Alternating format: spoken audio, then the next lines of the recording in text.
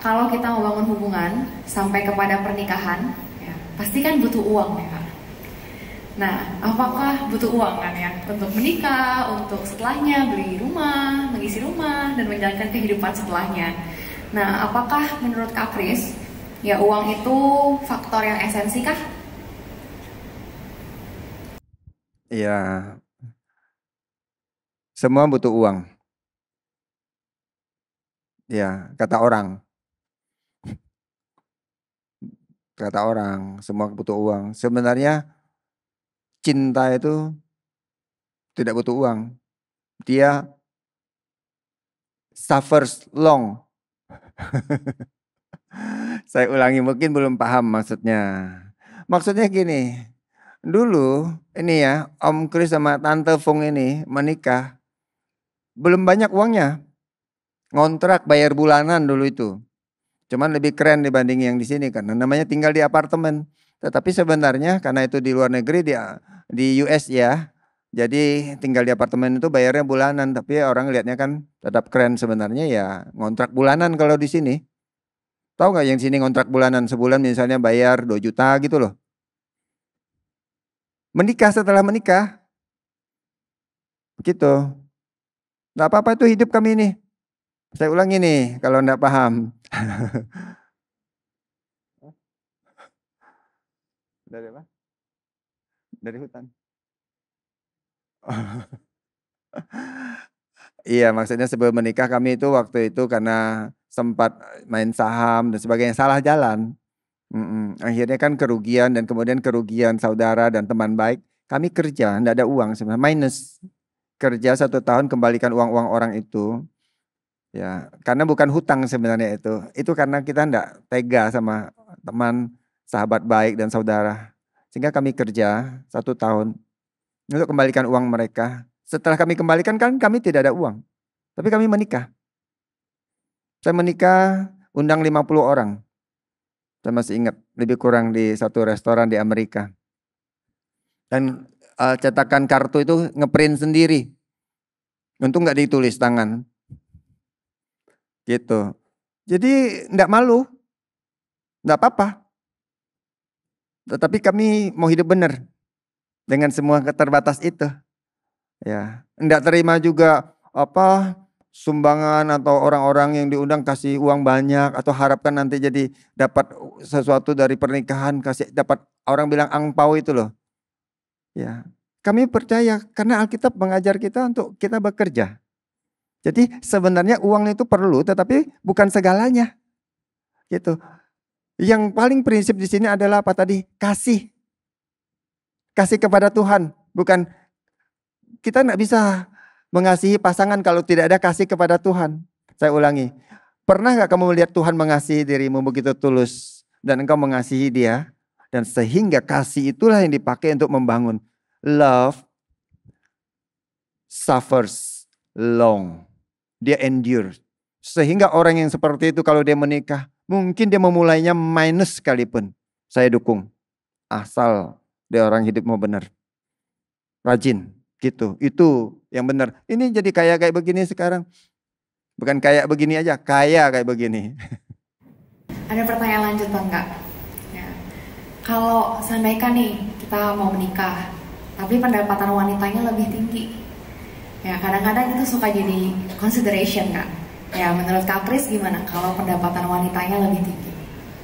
Nah, ini zaman sudah berubah. Ya, penghasilan itu bukanlah sesuatu yang harus menjadi tolak ukur. Kalau saya tanya nih ya, daripada menikah enggak ada yang menghasilkan? Ayo, kacau itu nanti. Menikah, yang ngasilin siapa? Enggak ada. Lebih baik jangan menikah, itu bahaya loh. Tetapi kalau dibilang itu istrinya, calon istrinya kerjanya bagus dan penghasilan dia bisa mengcover kehidupan mereka, bahkan lebih. Ya puji Tuhan. Ya kan? Tetapi, nah ini kan ada tetapi. Tetapi kenapa? Wanita ini, pria ini juga perlu di cover. Dua-duanya perlu dikasih pemahaman yang benar. Kadang-kadang gini, Karena banyak wanita kalau dia sudah menghasilkan, ini kan banyak, tapi bukan berarti semua. Dia merasa dia tidak perlu membiayai suaminya, tidak perlu membiayai rumah tangga. Karena mungkin pesan dari orang tua bahwa suamilah yang harus membiayai. Pernikahan bukan berdasarkan pesan orang tua, pernikahan berdasarkan kebenaran firman. Boleh kalau pesan orang tua itu benar. Kalau pesan orang tuanya tidak benar, kami ini ya sudah melayani banyak pernikahan, ratusan pasang. Yang membawa nasihat orang tua, banyak di antara mereka kacau karena nasihatnya nggak tepat. Tapi hati-hati ya, waktu saya menyampaikan ini, saya tidak berkata semua nasihat orang tua tidak tepat. Nasihat yang datang dari lahir, dari daging, banyak ditaruhkan. Disuruh misalnya ngumpetin uang, tahu ngumpetin nggak? Ya, dia nggak kasih tahu pasangannya. Pokoknya nggak boleh tahu, simpan sendiri hasilnya. Pokoknya kalau uang kamu hasilkan, kamu simpan. Bila perlu uang dia kamu ambil dan kamu simpan. Nah kan bahaya kalau pernikahan begitu. Itu tidak ada keterbukaan. Rusak loh pernikahan begitu. Prinsip Alkitab pernikahan itu ya. Seorang laki-laki meninggalkan ayahnya dan ibunya. Untuk menjadi satu daging, menjadi satu dengan istrinya. Demikian juga seorang perempuan meninggalkan ayahnya, ibunya untuk menjadi satu dengan suaminya. Sehingga pernikahan itu dua orang yang tadi terpisah, dua orang yang berlatar belakang berbeda, dua orang yang tidak connect sama sekali. Dia menjadi satu di dalam pernikahan. Itu prinsip dalam pernikahan. Baik yang laki-laki mau yang perempuan. Ada juga yang laki-laki kurang baik sama istrinya. Penghasilannya dia boleh habiskan. Begitu dia dapat uang sampingan, uang tambahan, dia nggak kasih tahu istrinya. Dia sembunyikan, dia beli sepatu baru, dia beli jam tangan baru. Ada nggak yang kayak gitu di sini? Nggak tahu ya. Belum, maksudnya ini kan belum menikah. Tapi yang hadir yang sudah menikah jangan-jangan, nih saya nggak tahu ya. Nih Om Kris mau cerita nih ya. Waktu dia susah, waktu dia jadi chef alias tukang masak. Waktu itu sudah menikah baru ada uang. Gajinya 1 bulan sebagai chef sudah ditetapkan sekian. Tetapi kadang dia masak, customernya, tamunya itu kan karena saya masak di depan orang ya. Ada show segala macam, ada perform masak di depan mereka. Saya masak Japanese food dengan sedikit show dan segala macam. Sehingga customernya senang, dia bisa kasih tip, side tips namanya yang boleh saya ambil. Dia kasih side tip itu lumayan. Ya bisa $5, bisa $10, bisa $20 di zaman itu. Itu buat saya. Itu pun uang semuanya saya bawa pulang. Dan saya taruhkan di dalam kas keluarga kami. Jadi saya tidak sembunyikan. Maaf ya waktu itu saya mau karena saya sangat terbatas. Saya mau makan untuk jajan saya mikir berulang-ulang. Saya tetap bawa pulang. Jangankan saya belanja untuk diri saya.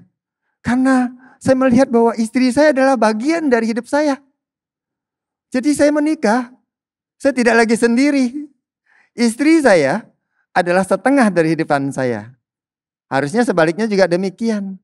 Jadi 2 menjadi 1. Itu prinsip di dalam pernikahan. Tadi kalau istri yang menghasilkan tidak apa-apa. Tetapi mesti rendah hati. Mesti buang banyak hal paradigma. Ya. Tetapi jangan juga pria karena males manfaatin istrinya. Suruh istrinya kerja yang rajin. Kerja sana, kerja. Bagus kamu kerjanya. Ya, kamu lebih pintar kerja dari saya. Itu ada niat. Bukan itu yang saya maksudkan. Tidak boleh juga kayak gitu ya.